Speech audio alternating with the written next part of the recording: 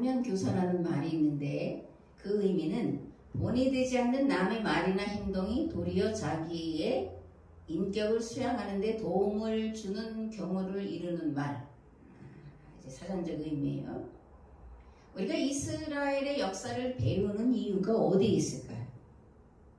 이스라엘의 실패한 역사를 반면교사 삼으려는 데 있습니다. 이스라엘이 어떻게 시내산 계약법과 어그러진 길을 갔는지 또 그 결과는 무엇이었는지를 바로 알기 위해 그리고 무엇보다 이스라엘의 실패한 역사를 반복하지 않기 위해서 배우는 거라는 거예요. 무엇보다 코로나 시대를 살아가면서 오늘 우리가 드리는 예배가 신령과 진정으로 드리는 예배인가를 돌아보고자 하는데 그 이유가 있습니다. 요한복음 4장에 보면 이렇게 되어 있습니다. 예수께서 여자에게 말씀하셨다. 여자여 내 말을 믿어라. 여기도 아니고 예루살렘도 아닌 곳에서 아버지께 예배드릴 때가 온다. 예배는 어디서 드리느냐가 중요한 게 아니라 어떻게 드리느냐가 중요하다. 너희 사마리아 사람들은 하나님을 잘 알지 못하고 맹목적으로 예배를 드리지만 우리 유대 사람은 하나님을 알고 예배를 드린다. 이는 구원이 유대 사람들에게서 오기 때문이다. 하나님은 영이시다. 그러니 우리는 반드시 영과 진리로 예배를 드려야 한다. 아버지께서 이런 예배를 우리에게 원하신다. 아멘. 현대어 성경본이에요. 신령과 진정으로 드리는 예배는 어떤 예배일까요? 어떻게 생각하면 신령과 진정 그러니까 영적으로 거룩하게 드리는 건가 이렇게 생각을 하죠. 그렇다면 영적으로 예배 드린다는 건 또 무엇을 의미하는 걸까? 사마리아 여인은 예수님을 만나서 우리 조상들은 이 그리심산에서 하나님을 예배하는데 당신들은 예루살렘에 진정으로 예배할 곳이 있다고 하더이다. 그러니까 예수님이 뭐라 그래요? 예배란 어떤 특정한 장소에서 어떤 특정한 의식과 예전으로 드리는 것이 아니다. 이렇게 말씀을 하고 계십니다. 신령과 진정으로 드리는 예배는 오늘 강단에서 선포되는 설교를 통해 하나님을 바로 아는 것이요 깨달아 알게 된 말씀대로 행하는 삶이 하나님이 받으실 만한 참된 예배가 되는 줄을 믿으시기 바랍니다. 아멘. 성령은 진리의 영이시죠. 그 성령은 우리에게 오셔서 진리이신 예수님이 누구신지 또 예수님이 맺은 우리와 맺은 새 계약법은 무엇인지를 깨달아 알게 하시는 예수님의 영이십니다. 또한 깨달아 알게 된 그것을 지켜 행하도록 도우시는 보혜사이십니다. 아멘. 왕정기의 예언자들이 등장하는데 이 왕정기 예언자들이 선포한 핵심은 뭐냐면 참된 예배를 드려라 라는 거예요. 제사장들을 향해 시내산 계약법을 올바로 가르치라는 것이었습니다. 왕과 부자들을 향해서는 시내산 계약법을 올바로 지켜 행하라는 것이었습니다. 예언자들이 선포하는 하나님의 말씀은 시내산 계약법과 그 정신을 따라 고아와 과부와 나그네를 돌보라는 것이었습니다. 시내산 계약법의 핵심은 무력을 이용하여 약탈하지 말라는 것이요 판결을 공평하게 하라는 것이요 부당한 부를 축적하지 말고 나누어 평균케 하라는 것이었습니다. 사도 바울은 이것을 고린도 후서 8장에서 이렇게 말씀합니다. 이는 다른 사람들은 평안하게 하고 너희는 곤고하게 하라는 것이 아니요 균등하게 하려 함이니 이제 너희의 넉넉한 것으로 그들의 부족한 것을 보충함은 후에 그들의 넉넉한 것으로 너희의 부족한 것을 보충하여 균등하게 하려 함이라. 기록된 것 같이 많이 거둔 자도 남지 아니하였고 적게 거둔 자도 모자라지 아니하였느니라. 아멘. 하나님께 11조와 각종 헌물과 제물을 드리는 것은 평균케 하는데 그 목적이 있다고 사도 바울이 고린도 교회 성도들 향해서 가르치는 거죠. 출애굽한 백성들은 광야에서 매일의 만나를 새벽마다 거뒀습니다. 그런데 많이 거둔 자도 남지 않았고 적게 거둔 자도 모자라지 않았다 이렇게 말씀합니다. 어떻게 많이 거둔 자도 남지 않고 적게 거둔 자도 모자라지 않았을까? 왜 그랬을까요? 서로 나눴기 때문에 그런 거예요. 어떤 사람은 많이 거둘 수가 있었고 어떤 사람은 좀 늦게 나가서 적게 거둘 수가 있었는데 그때 많이 거둔 사람이 적게 거둔 사람의 필요를 채워져서 평균케 되었다. 이제 그렇게 사도 바울이 이제 해석을 하고 있는 거죠. 왕정기 예언자들이 하나님의 말씀을 선포하면서 무엇이 하나님의 뜻에 합당한지 또는 합당하지 않은지를 판단하는 기준이 있었는데 신명기예요. 또 참 예언자와 거짓 예언자를 나누는 판단 기준이 있었는데 그것도 신명기였습니다. 신명기 율법을 바탕으로 가르치느냐 아니면 출애굽기와 레위기를 중심으로 가르치느냐가 사실은 참과 거짓을 가르는 기준점이 되었던 것입니다. 우리는 거짓 예언자 그러면 거짓말을 많이 했다, 거짓말을 주로 했다 이렇게 이제 언뜻 생각하기 쉬운데 거짓 예언자들이 거짓말을 했다는 얘기가 아니에요. 그들은 거짓 예언자들이라고 하는 자들은 출애굽기와 레위기를 중심으로 신앙생활을 하라고 가르친 자들이에요. 그래서 출애굽기와 레위기를 중심으로 하는 예배를 드리라고 할 때에 성전과 그래서 제사신학이 중요하게 왕정기에 대두된 신학이었던 것을 우리가 알아야 됩니다. 성경에 있는 대로 가르치고 지키라고 했는데 무엇이 잘못된 거냐? 왜 그들을 거짓 예언자라고 부르냐? 잘못된 거 아니냐? 이렇게 이제 반문할 수가 있죠. 마음에서 의문이 일어날 수가 있어요. 성경은 죽은 문자가 아니죠. 그죠? 성경은 살아있는 하나님의 말씀이에요. 설교는 글자에 갇혀있는 또는 기록된 말씀을 살아서 움직이게 하는 것이 설교예요. 히브리서에 보면 하나님의 말씀은 살았고 계속 살아있는 거죠. 하나님의 말씀은 살았고 좌우에 날선 어떤 검보다 예리하여 혼과 영과 및 관절과 골수를 찔러 쪼개기까지 한다 이렇게 말씀하고 있습니다. 즉 하나님의 말씀은 살아있는 말씀이요 살아서 역사하는 말씀이라는 거예요. 아멘. 살아있다라는 건 생명력이 있다라는 거잖아요. 그죠? 살아있다라는 것은 움직인다라는 것, 변화를 뜻합니다. 하나님은 살아계시고 하나님의 말씀 또한 살아있는 말씀이기 때문에 변화하는 것은 당연한 겁니다. 살아있다 또는 변화한다라는 말을 다른 말로 표현하면 어떤 말이 될까? 재해석이라는 말로 바꿀 수가 있습니다. 사람이 사는 환경이 바뀌고 생각과 가치관이 바뀌고 문화 등이 바뀌면 언어도 바뀌죠. 예를 들어서 조선시대 사람들의 말을 우리가 제대로 알아들을 수가 있을까요? 사투리도 잘 못 알아듣는데 또 조선시대 사람들이 쓰던 글을 우리가 그거 똑바로 읽을 수가 있고 이해할 수 있을까요? 그건 조금 이제 얼마 안 된 시기다 그러면 뭐 고구려 때 쓴, 고려 때 쓴 이런 글을 우리가 읽는 것조차 어렵고 그게 뭘 말하는지조차 알 수가 없어요. 그래서 이제 고문학을 또는 고어를 연구하는 사람들이 풀어 놔줘야 우리가 이게 이런 뜻이었구나 이렇게 이제 이해를 할 수가 있습니다.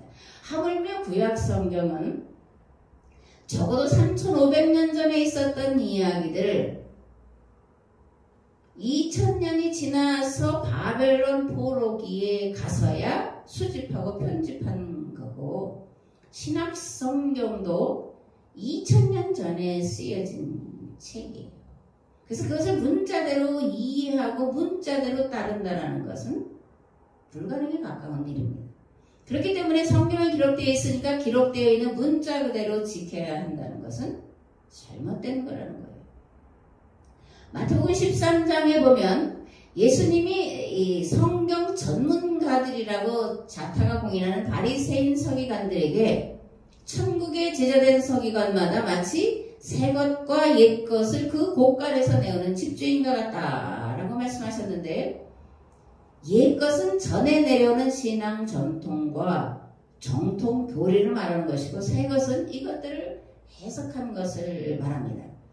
그래서 마태복음 5장에서 예수님은 이 옛 것과 새 것을 곳간에서 내오는 집주인과 같다라는 말의 뜻이 무엇이냐라는 것을 잘 설명해 주고 있는데 이렇게 말씀하십니다.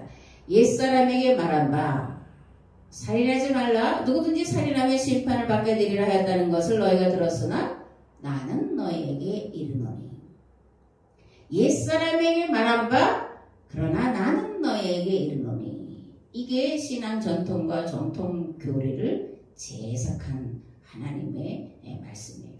형제에게 노하는 자마다 심판을 받게 되고 형제에 대하여 라가라 하는 자는 공회에 잡혀가게 되고 미련한 놈이라 하는 자는 지옥불에 들어가게 되리라.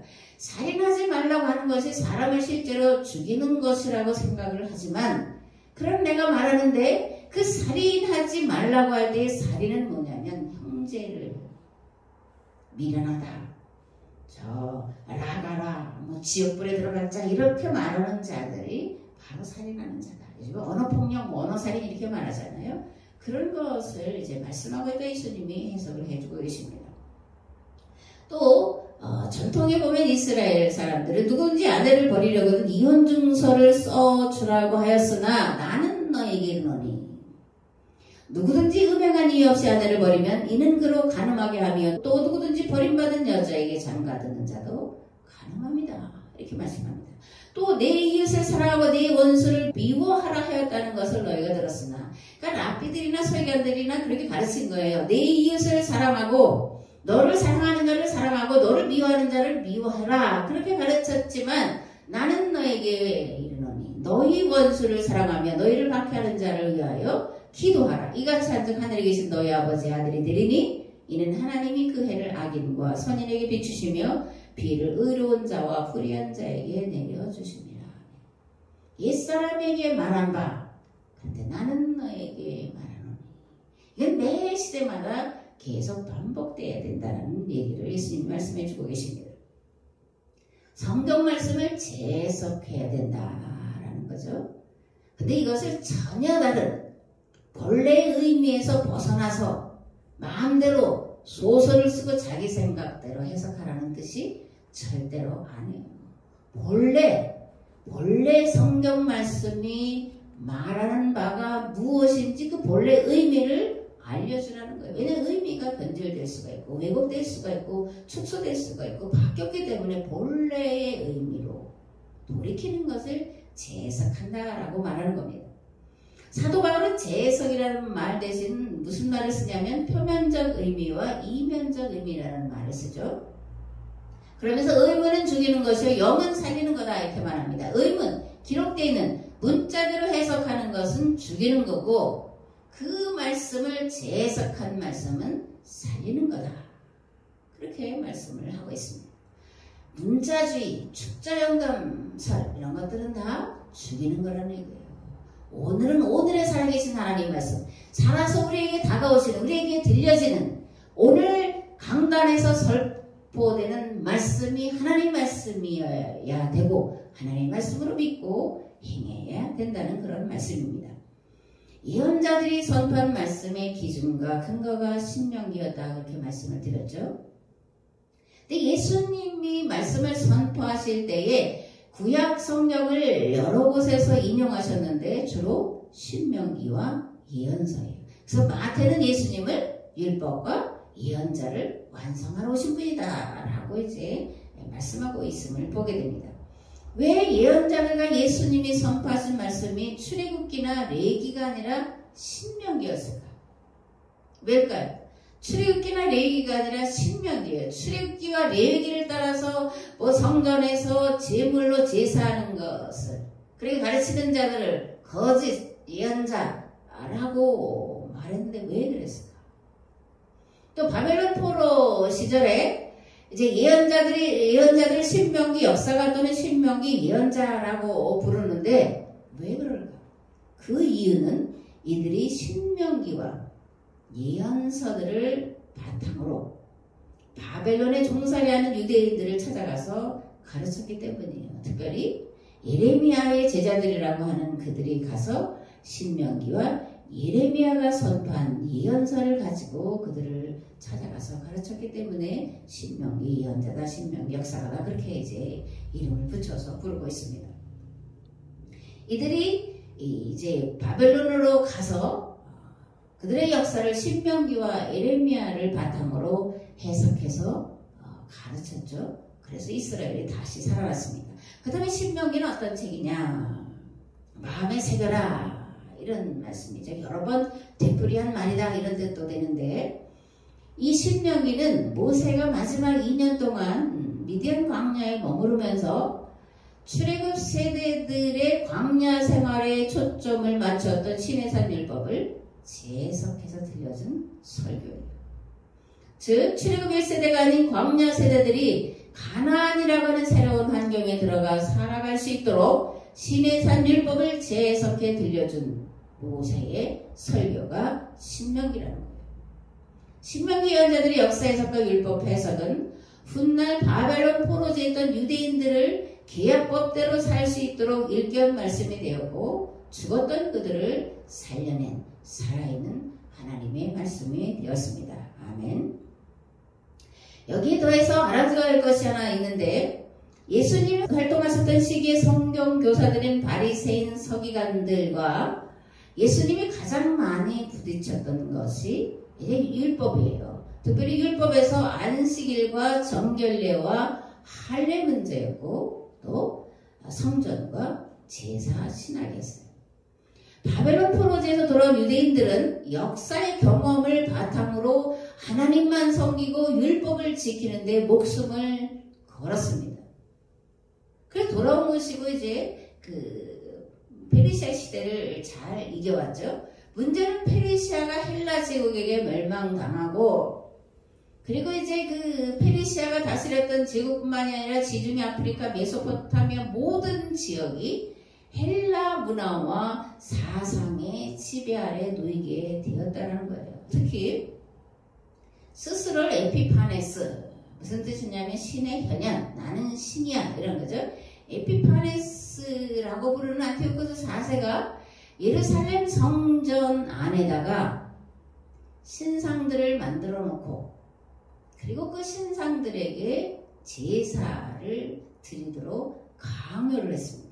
그리고 각종 스포츠 행사를 하필이면 안식일에 했는데 이것에 유혹당한 유대인 젊은이들이 안식일에 예배를 드리러 회당과 예루살렘으로 가는 게 아니라 스포츠 행사로 달려갔다는 거예요.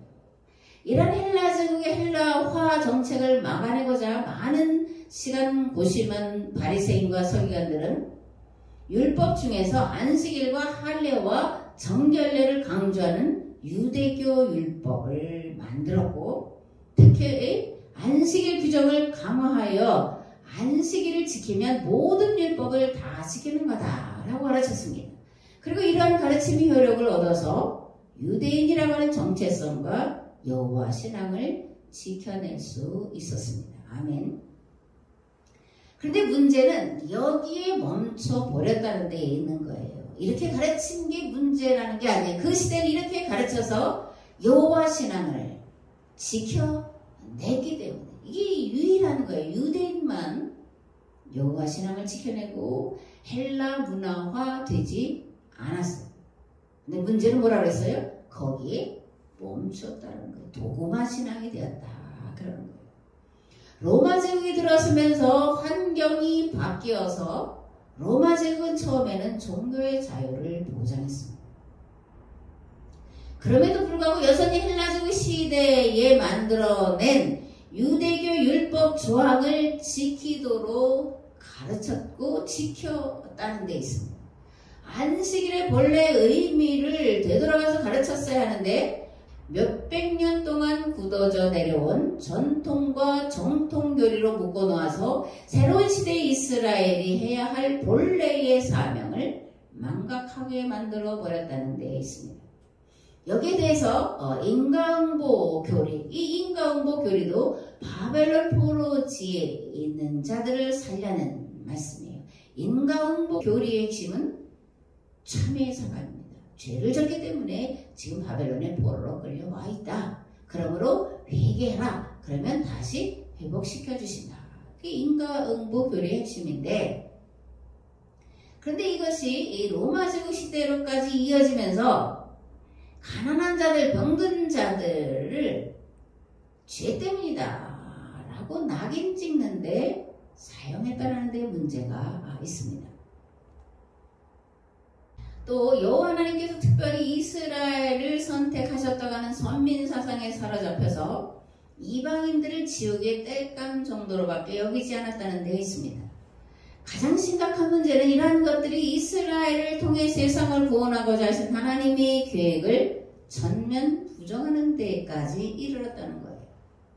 이스라엘의 존재 이유와 존재 목적을 상실했다는 것이고, 그렇기 때문에 다시금 이스라엘은 땅을 빼앗기고 2000년 동안 세계 곳곳으로 흩어져 나그네로 살아야 했다는 것이 역사의 증거이고 증언입니다. 이만큼 성경을 재해석하는 일은 그 어떤 것보다 중요한 일이에요. 또 여기에 더해서 성경을 재해석해야 되는 또 다른 이유가 있는데, 그것은 앞에서 서두에서 말씀드린 것처럼 이스라엘의 역사와 교회사를 반면교사로 삼지 못해서 실패하고 망한 길로 가는 역사를 오늘 우리가 되풀이하고 있는데, 이것을 끊어내고자 하는데 중요한 이유와 목적이 있습니다. 오늘 목사의 설교는 재해석된 하나님의 말씀이어야 돼요. 목사의 설교가 살아있는, 움직이는 하나님의 말씀이 되어야 돼요. 그래야 모든 피조물들을 살려내고 오늘 모든 인류가 살아갈 수가 있습니다. 오늘 목사의 존재 이유가 뭐예요? 교회의 존재 이유와 존재 목적이 뭐예요? 이 세상을 구원하는 데 있습니다. 오늘 우리가 말씀을 듣고 예배하는 목적도 이 시대를 살려내야 하는, 살려내라고 만들어 놓으신 이 교회를 통해서 세상을 살려내는 일을 해야 되기 때문에 오늘 우리가 여기 있고 말씀을 듣고 예배하는 줄 믿습니다. 아멘. 호세아서 8장 11절에서 14절 말씀을 봉독을 하겠습니다. 에브라임은 죄를 위하여 제단을 많이 만들더니 그 제단이 그에게 범죄하게 하는 것이 되었도다. 내가 그를 위하여 내 율법을 만 가지로 기록하였으나 그들은 이상한 것으로 여기도다. 그들이 내게 고기를 제물로 드리고 먹을지라도 여호와는 그것을 기뻐하지 아니하고 이제 그들의 죄악을 기억하여 그 죄를 벌하리니 그들은 애굽으로 다시 가리라. 이스라엘은 자기를 지으신 이를 잊어버리고 왕궁들을 세웠으며 유다는 견고한 성읍을 많이 쌓았으나 내가 그 성읍들에 불을 보내어 그 성들을 삼키게 하리라. 아멘. 아모스는 이렇게 선포하고 있습니다. 여호와께서 이스라엘 족속에게 이와 같이 말씀하시기를 너희는 나를 찾으라. 그리하면 자니라. 베델을 찾지 말며 길갈로 들어가지 말며 부엘세바로도 나아가지 말라. 길갈은 반드시 사로잡히겠고 베델은 비참하게 될 것임이라 하였다니 너희는 여호와를 찾으라. 그리하면 살리라. 그렇지 않으면 그가 불같이 요셉의 집에 임하여 멸하시리니 베델에서 그 불들을 끌 자가 없으리라. 아멘. 여기서 요셉의 집은 북이스라엘을 말합니다. 아모스는 북이스라엘의 유명한 성소인 베델과 길갈과 부엘세바에서 드리는 예배는 참된 예배가 아니라고 선포합니다. 호세아는 성소가 많을수록 예배를 드리면 드릴수록 더 많이 범죄한다고 말합니다. 성전에서 제사로 하나님을 영화롭게 한다는 것은 다 거짓말이라는 거예요. 하나님은 그곳에 계시지 않을 뿐만 아니라 그곳에서 드리는 제사를, 제물을 싫어하신다는 거예요. 호세아는 이스라엘 성전과 제사로 하나님을 영화롭게 한다고 하는 거짓된 가르침과 거짓 예배로 인해 이스라엘 백성들이 애굽에서 종살이 하던 때와 같이 다시금 종살이 할 것이라고 하는 심판과 멸망을 선포하고 있습니다. 왜 성전에서 제사로 하나님 예배하는 것이 그토록 하나님이 싫어하시는 것이고 그것 때문에 북이스라엘이 멸망당하고 쫓겨날 거라고 말하는 것일까? 하나님과 맺은 기약법과 그 정신에 어긋나기 때문에 그러는 거예요. 신명기에는 성막도 제사 이야기도 없습니다. 6월절과 7.7절과 초막절 절기가 나오고 그리고 안식년을 면제년으로 바꿔놓은 것이 나와요. 면제년은 먹고 사는 문제 때문에 빚진 자들의 빚을 단감해 주려는 거예요. 그러니까 먹는 문제 때문에 빚져서 갚을 수가 없어서 종으로 팔려간 그 사람들을 7년째 되는 해에 풀어주는데 그냥 풀어주는 게 아니라 6년치의 품삯을 몰아서 주라는 거예요. 그래서 가정을 다시 회복하고 가정에서 행복하게 살라고 하는 게 면제년이에요. 그래서 안식년이 아니라 면제년이에요. 오늘 우리는 안식년을 지킨다면서 잘들 지키는데 면제년이에요. 신명기는 면제년을 말하겠다는 것도 우리가 알아야 됩니다. 근데 아모스와 호세아가 보니까 그 당시에 면제년의 규례가 지켜지기는커녕 부자들이 자기 부를 더하기 위해서 저울추를 거짓되이 만들고 그래서 부당한 이득을 취하고 주어야 할 품삯을 제대로 주지 않고 혹독하게 학대하고 부려먹으면서 성전에 가서는 많은 재물로 하나님께 감사로 영광을 돌린다고 하는 모습을 만나보게 되는 거예요. 가난한 자의 머리는 티끌조차 빼앗으려 하고 신발 한 켤레 값으로 사람을 종으로 사고 파는 모습을 보게 되는 게 아모스서와 호세아서예요. 가난에 들여버리신 목적이 하나님 앞에서 자유하고 평등하고 정의로운 삶을 사는 모습을 보여주어 가나안 일경의 모든 사람들을 억압과 착취와 약탈 문화에서 벗어나게 하라는 것이었는데 도리어 약탈과 침략과 착취 문화를 따라 살아가고 있는 이스라엘 사람들을 만나보게 되는 거죠. 하나님은 북이스라엘의 죄악을 아모스와 호세아의 입을 통해 낱낱이 알게 하셨고 그래서 그들로 아모스와 호세아의 말을 듣고 제발 다시금 돌아오라고 하셨지만 끝끝내 그들은 돌이키지 않았고 아시리아에 처참하게 멸망당해서 아주 뿔뿔이 흩어져 버린 것을 또한 역사는 증명을 하고 있습니다. 그리고 남유다도 마찬가지로 200년 뒤에 북이스라엘을 뒤따라 가다가 바벨론에 멸망당하고 70년 노예 생활을 경험했다는 것을 우리가 성경과 역사를 통해서 알고 있습니다. 예레미야는 이렇게 말합니다. 여호와께 예배하러 이 문으로 들어가는 유다 사람들아 여호와의 말씀을 들으라. 만군의 여호와 이스라엘의 하나님께서 이와 같이 말씀하시되 너희 길과 행위를 바르게 하라. 그리하면 너희 길과 행위를 바르게 하라. 그리하면 내가 너희로 이곳에 이 땅에 살게 하리라. 너희는 이것이 여호와의 성전이라 여호와의 성전이라 여호와의 성전이라는 거짓말을 믿지 마라. 너희가 만일 길과 행위를 참으로 바르게 하여 이웃들 사이에 정의를 행하며 이방인과 고아와 과부를 압제하지 아니하며 무지한 자의 피를 이곳에서 흘리지 아니하며 다른 신들의 뒤를 따라 화를 자초하지 아니하면 내가 너희를 이곳에 살게 하리니 곧 너희 조상에게 영원무궁토록 준 땅이니라. 보라 너희가 무익한 거짓말을 의존하는도다. 너희가 도둑질하며 살인하며 가늠하며 거짓 맹세하며 바알에게 분향하며 너희가 알지 못하는 다른 신들을 따르면서 내 이름으로 일컬음을 받는 이 집에 들어와서 내 앞에 서서 말하기를 우리가 구원을 얻었나이다 하느냐. 이는 이 모든 가증한 일을 행하려 함이로다. 내 이름으로 일컬음을 받는 이 집이 너희 눈에는 도둑의 소굴로 보이더냐. 보라 나 곧 내가 그것을 보았노라 여호와의 말씀이니라. 사실은 내가 너희 조상들을 애굽 땅에서 인도하여 낸 날에 번제나 희생에 대하여 말하지 아니하며 명령하지 아니하고니 내가 이것을 그들에게 명령하여 이르기를 너희는 내 목소리를 들으라. 그리하면 너희가 내 목소리를 들으면 그리하면 나는 너희 하나님이 되겠고 너희는 내 백성이 되리라.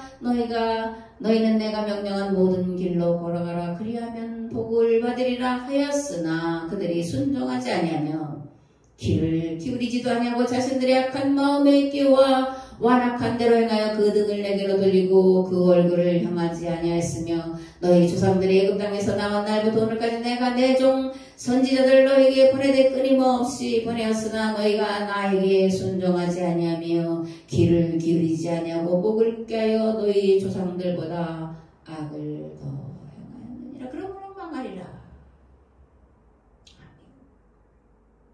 예레미야는 여호와의 성전이라 하는 거짓말을 믿지 말라고 말씀합니다. 거짓과 악을 행하면서 구원을 얻었다고 하는 무익한 거짓말을 믿지 말라고 말씀합니다. 실로의 성소가 어떻게 처참하게 무너져 버렸는지 가서 보라고 말씀합니다. 그러면서 하나님 예레미야에게 유대인들을 위해서 기도하지 말라고까지 말씀합니다. 왜 하나님이 이렇게 말씀하실까요? 하나님 말씀에 귀 기울이지 않을 것이고 예레미야가 아무리 눈물로 호소하고 간곡하게 하나님께로 돌아오라고 해도 결코 그들이 돌아오지 않을 것이기 때문이라는 거예요. 결국 예레미야 예언대로 유다는 멸망당했죠. 70년 노예살이를 다시금 경험하고야 죽었다가 다시 돌아온 것을 우리가 알 수 있습니다. 문제는 이스라엘이 그랬다. 그게 문제가 아니라는 거예요. 오늘 우리의 모습도 별반 다르지 않다는 거예요. 나 구원받았네, 너 구원받았네, 우리 구원받았네라고 말하면서 세상 사람들이 가는 바알의 길로 더 앞장서서 더 약삭빠르게 나아가고 있다는 거예요. 가난한 사람들의, 특별히 교회 안에서, 교회 공동체 안에서, 교회라고 하는 이름으로 모이는 모든 교회들 안에서 줄여 죽어가는 자들이 있음에도 우리 교회는 복받아서 내 교회만 부흥하면 성장하면 된다고 하는 성장제일주의로 치달은 70년 80년대 교회들, 그 결과 오늘 교회는 문을 닫고 예배드려야 되고 생존의 위기에 몰려있게 됐다는 것이 문제예요. 땅과 바다와 하늘과 모든 만물들이 탄식하고 있습니다. 그죠? 하나님의 아들들이 나타나기를 고대하고 있어요. 어디가 살 길이냐고 외치고 있습니다. 그런데 심각한 것은 이 부르짖음에 대답할 자가 없다라는 거예요. 모든 피조물들이 살아갈 길을 올바로 제시하는 목소리가 없다라는 거예요. 살았다고 하는 이름을 가졌지만 죽은 교회의 모습, 죽은 목사들의 설교만 남아있는 헛된 짓거리만 교회에 가득 차 있다는 겁니다. 눈을 들어 하늘 보라. 어지러운 세상 중에 곳곳마다 상한 영의 탄식 소리 들려온다. 빛을 잃은 많은 사람 길을 잃고 헤매이며 당자처럼 기진하니 믿는 자여 어이할고. 눈을 들어 하늘 보라. 어두워진 세상 중에 외치는 자만큼 많은 생명수는 말랐어라. 죄를 대속하신 주님 선한 일꾼 찾으시나 대답하리 어디 있나. 믿는 자여 어이할고. 하나님의 탄식 소리가 들리십니까? 땅과 하늘과 바다의 탄식 소리가 들리십니까? 들리시는 자는 기도하시기 바랍니다. 이제는 길과 진리와 생명 되신 예수 그리스도의 은혜와 아버지 하나님의 무한하시고 극진하신 사랑하심과 성령님의 감화 감동 교통 역사하심, 땅과 바다와 하늘의 탄식 소리를 듣고 돌아가는 내 삶의 자리에 이 교회 위에 이제로부터 영원토록 함께 하옵시기를 간절히 축원하옵나이다. 아멘.